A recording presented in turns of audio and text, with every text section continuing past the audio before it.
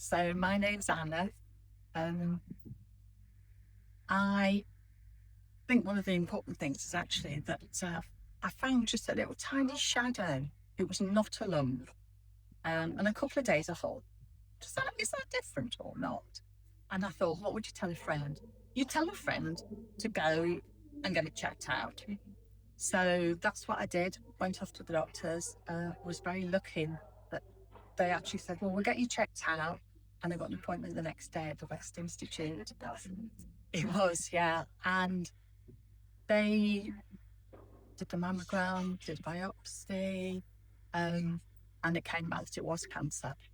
And it's lobular cancer, which doesn't form a lump, it kind of goes in a string. So that's why it's quite difficult to find. And again, I was very lucky. I ended up having a mastectomy, but it was only a month later. So it was very quick. Then had to go back and had all the lymph nodes taken out.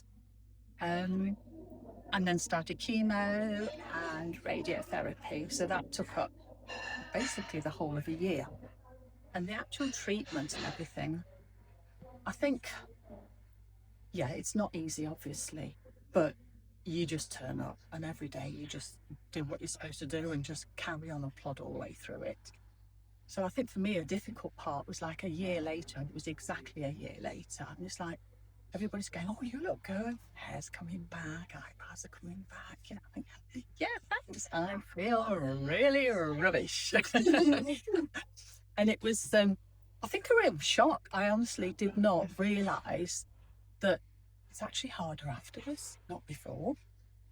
Because, as I say, you're on a treadmill, you just keep on going and that's all there is to it. But afterwards, you've got to try and find yourself again. I had a bit of bad luck in that I had an implant and it didn't take, so that was 3 more surgeries.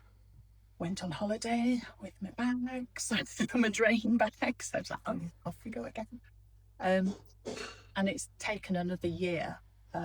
So I've just had reconstruction surgery, which I'm thrilled that it's actually happened. So I'm just going through recovery on that. But it's 2 years.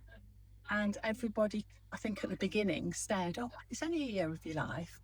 And kind of in my head, it was like, yeah, okay, then that's what it is. Get on with it. It's just a year. Then you're back to normal. And you're not back to normal. And it's been 2 years and it's still not back to normal. No, Yeah. exactly. It's just hard because it takes years for you to get that out of your head. I think that's the difficult bit. And things like, hair's growing. I hate it. I look in the mirror, it's not me. So I need to do something about that and the weight and things like that. So it's hard, but obviously I'm very grateful. That's big. I have to have 2 things. One is go to Maggie's, talk to people. That wasn't the way I thought I would manage, but I have. And I think by feeling that you're helping other people, it helps you. And then the second thing I did was to write down things that I thought I'd be able to do during the chemo. So when I had a good day, straight away I could go, right, I'm going to go for coffee. But the best thing I did, I've got a plain wedding ring, and I actually decided to have a breast cancer pink diamond stone put in it after every chemo. So, and it wasn't that expensive. So actually, at the end of each chemo, as I was starting to feel better, I go, let's go to the jewellers. And we go and have the ring in. But the best part of it was that people, when they said, how are you feeling? I've got another ring, I've got another stone. So it took it away from me and how I was feeling.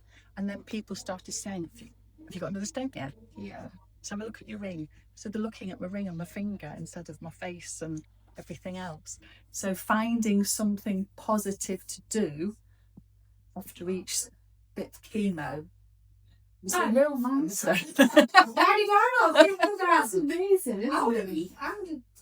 And then, of course, radiotherapy. I need one more, don't I? Have an extra one.